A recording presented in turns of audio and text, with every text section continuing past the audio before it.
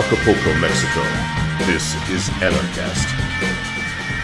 Hey everybody, welcome to another edition of Anarchast, your home for anarchy on the internet. I have a great guest coming in from, I think he's in LA, that's where he's based anyway. It's Mear One. He's one of the sort of most famous, well-known graffiti artists in the world. He's known as the Michelangelo of graffiti. He also does sculptures and all kinds of stuff. And he's actually coming down to Anarchapulco and going to be doing some graffiti and stuff during the event, which is super cool. So I'm really excited to have him on. I've never met him in person, but this is the first time we've even talked, really. But he contacted us about Anarchapulco. And so I'm really glad to be talking to you, Mear One. But before we get started, I got to ask you, how did you become an anarchist? Well, I've never liked authority since I was a child, and my mom, being a hippie, had a more radical head state of how she wanted to raise me and the ideology she wanted me to grow up with. I think it just all started probably in junior high school when I started realizing that I was being lied to and, just figuring out taxation in this country and figuring out the legal system as I started getting in trouble as a graffiti artist and really disliking the whole system of punishment. And I've always been a do-it-yourself kind of a person. I'm a self-taught artist. I went through a little art schooling, but I became very bored with it, the repetition, and I'm kind of an autodidact, so these things relate to me pretty easily. Yeah, I'm a autodidact as well, if that's how you pronounce it. I never know how to pronounce it. Yeah, and talking about, what they teach you in the government indoctrination camps and then finding out how things actually really work in the government court system, the justice system, the injustice system, as I call it. And then, as you mentioned, even the punishment system, which is medieval, throwing people into rape cages, essentially. It's absolutely insane. Yeah, it's really bad. I think back a few years ago, the guy in Santa Monica here that was selling milk, that wasn't put through the whole process, and they threw him in a prison cell for selling milk to people, and he went through all the atrocities you just mentioned, so yeah, and that's for selling raw milk, which means that he hadn't irradiated it and taken pretty much any nutrition out of the milk before he sold it. The whole system's crazy. It's such a cruel system, man. It's time to wake up. Yeah, totally. So I guess that's a big part of why you do what you do, I would imagine, with your graffiti, is trying to wake people up through art. Is that correct? Big time. I've always thought that art is such an amazing way to begin a conversation with someone. Like if life was an elevator, you walk into elevators and everyone feels uncomfortable with each other. And if I started telling people about chemtrails or how the government was fucking them over or anything of that subject, people would really shy away. But if I walked in that elevator with this canvas and just stared at everyone for a few minutes, they would naturally just start asking me those questions. And we would all get off the elevator laughing and high-fiving. So, yeah, art is the perfect vehicle to communicate these important ideas that people don't like talking about. Yeah, so did you start as a graffiti artist, or do you start another way? Well, as a little child, my mom was an artist, and I'd watch her all the time, and I'd get down there and work with her as a little kid, and eventually I started working on my own stuff, and she realized that, that's my path, and she just bled into me, and that kind of led into me finding my anti-authority roots, just wanting to do art all the time, and being forced into tests and PE and crap like that I wasn't caring about. So, yeah. Yeah, just so when you do your graffiti, because as anarcho-capitalists, which is what I am here, we believe in private property and not ruining other people's private property. But when it comes to government stuff, that's a whole different story. So when you do your graffiti, do you do it on private property sometimes without their permission? Well, I mean, I've been I consider myself an ethical graffiti writer. I'm non-religious. I don't really care about religion. I'm a philosopher, but I've never tagged on a church. It's been part of my ethics. You just don't vandalize things that are meaningful and sacred to other people. Never tagged on someone's car unless it was abandoned in an alleyway.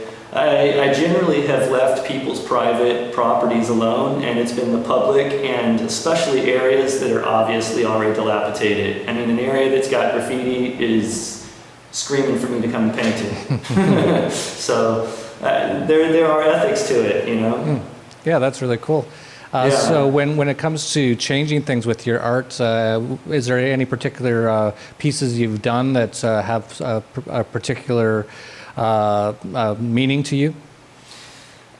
They all do, but I'll mention one that's pretty well known. Is I went to London back in 2012, and I painted this piece of these old farty bankers playing Monopoly on the backs of the working class as kind of slaves, and this board game was literally resting on their backs with nuclear power plants behind it polluting the world, and an apocalyptic Armageddon sky, and just a pile of money on the middle. And it was really simple and to the point, and I got in a lot of trouble for it for some crazy reason. They actually called it an anti-Semitic mural, and it was destroyed by a businessman live on the BBC News. So it was pretty like, wow. So it was destroyed by a businessman live. Like, how did he destroy it? He walked up with a spray can and wrote Haganah across my mural, and Haganah was a radical Jewish organization that worked on murdering off Palestinians for when they first moved in and took over Israel. And my piece has nothing to do with religion or ideology. Well, it has nothing to do with religion. It has to do with class, and it has to do with human relationships to each other. So it was just like, to me, it was the easiest way to shut down the conversation. It was right after Occupy movement and Wall Street and everything. So it kind of was like a hot iron that they just wanted to cool it down real quick. That's interesting. It's interesting. It's also on the British propaganda channel that they did that. I wonder why they thought it was Jewish. I guess because a lot of these bankers are... Well, I had the big noses and the beards, and they said that it looked like Nazi propaganda, and I was like, no, it looks like the Rothschilds, the Rockefellers, the J.P. Morgans. It looks like these old greedy men that have drank in alcohol to the point that it's brewing a tub off their nose, and they just couldn't relate to it. They're like, no, I don't think so. It looks like this. And I'm like, no, it's actually this. And so that was the argument, and that was the end of that. It got destroyed, but I got like over 160,000 views on the video. So I was like, that's an interesting trade-off. You can go ahead and destroy my art, and it gets me out to everyone. So. Oh yeah, absolutely. It's I think it's called the Barbara Streisand effect or something to that effect. But yeah, absolutely. There's no bad press really. Right. So even though when they try to hurt you, they don't really hurt you if you're doing what you're trying to do, right? Which is get your message out there. Totally. So my next question is kind of just stupid. I have never ever been able to draw anything. Is there something wrong with me, or did I just not properly learn how to paint or draw? Or like, what my question is this something that you're born with? Obviously, like with your talent level, you're obviously got a lot of talent, but can anyone kind of ever become sort of an artist? Because you should just see my drawings. They're absolutely unbelievably bad. Yeah. Well, I am not a believer that you're born the way you are. I think that we become things through experiences. And luckily I was born into a hippie mom who was an astrologer, a tarot card reader. She believed in a world that predated history and was extremely fascinated in it, and just constantly, filled my life with this. And oh boy, what was the question? How to draw? Are people born that way? Right. So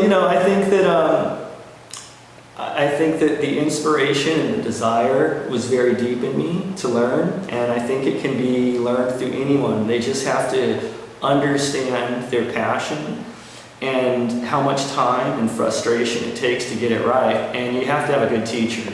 If you don't have those things aligned, it's not going to work. And the older we get, the harder it is to learn new tricks. So I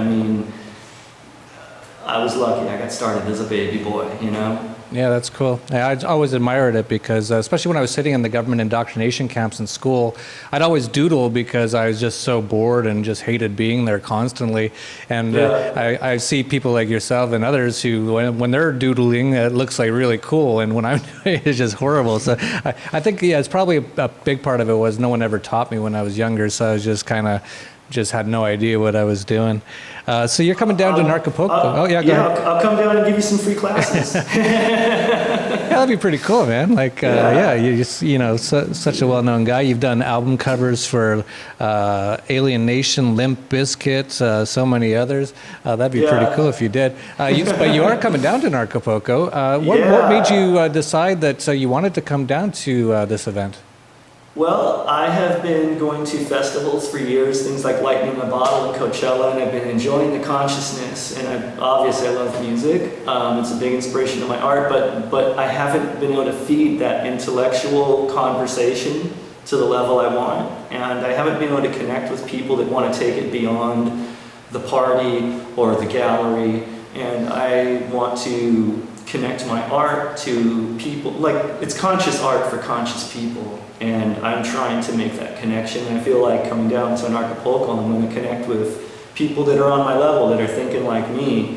I'm kind of an anomaly in the graffiti art world. I mean, I do believe that graffiti is the voice of the dissatisfied soul, and that graffiti is, ultimately political at heart, but the pop art movement and the trends that the Obama administration has infected in the pop culture society and just everything that's gone on recently has really turned everything into what MTV became, this phony reality. And I feel like even the art world has a lot of that fault right now. And so I'm looking for alternative communities to plug into that I relate to better with my art. Yeah, that's great. We're so happy to have you coming down, and I'm sure you're going to meet so many interesting people. That's what Anarchapulco is really all about, is just all these kind of amazing people doing all their own things. You're doing your own thing with graffiti and art. Other people are doing other things, creating new systems to change the systems we have today. So it's going to be cool. Yeah, I don't know if we've fully decided what you're doing yet, but I know we've talked about you doing some sort of piece maybe for the concert, which is Eric July and Backwards. I think we also just confirmed Elias Clay. Or we talked about maybe doing something behind where the speakers speak as well, and that's something kind of interesting because we're really going to do pro this year. Like it's going to be unbelievable. It's going to be better. It's going to look better than TED Talks, with some sort of background, with some sort of art, with your design on it, that might be really cool. So I'm really looking forward to seeing you down here. Yeah, I'm excited. This sounds great, man. Cool. Is there anything else you wanted to mention? Anything you're doing? Any websites? Anything? Yeah, well, you can see more of my art on www.mearone.com, mearone.com. I'm on Facebook, Instagram, Twitter. I am plugging in slowly to steamit.com, which I've learned about through you guys. Looks pretty interesting. And let's see. I will be touring throughout the festivals this year coming up to, all the psychedelic music festivals like Lightning in a Bottle, Symbiosis. Actually, they'll be in Oregon under another name. But, there's all this stuff going on. And then I'm busy working on my next body of work. And last year I released a body called Cognitive Dissonance. And you're looking at one of the pieces from it right now. And my next body is going to talk more about, instead of the abrupt nature of waking up to how crazy our world is, the next body of work is going to be waking up and realizing the connections we have to the infinite reality and being more hopeful and less critical of the doom that's looming over us. That's great, and that's something that I've really vibed into as well, and so many other people have as well. I've noticed over the last year, a lot of us used to just get really negative about how the world was, and now a lot of us are just like, who cares? Let's just start creating the new world and not get all negative. Just pretty much ignore it. Just kind of move past it, and a lot of people are doing that. So it'll be really cool to see you down here. I know a lot of people will be excited to watch you doing your thing live in person. I know we're also probably going to be auctioning it off afterwards, and I think some of the proceeds go to Free Ross. Absolutely, I love it. That's so great. Yeah, so super cool stuff. So for people out there, that's just another reason to come to Anarchapulco, watch one of the greatest graffiti artists in the world do some great art live in person, right on the beach in Acapulco, Mexico. Check it out at anarchapulco.com. It's just a few weeks away, so we're getting pretty close to it. So I'll be looking forward to seeing you down here, Mear One. And that's it for Anarchast. If you like this video, please like, subscribe, share down below. And that's it for Anarchast, your home for anarchy on the internet. Peace, love, and anarchy.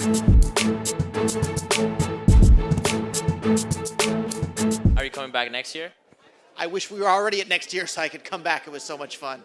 I feel like I'm part of a big family here. I've made so many amazing friends, instant amazing friends. It's incredible to be around people who are so evolved. The best part is always the people. It's almost overwhelming. Just so many amazing people in one place. There's always the trailblazers, and a lot of them are here.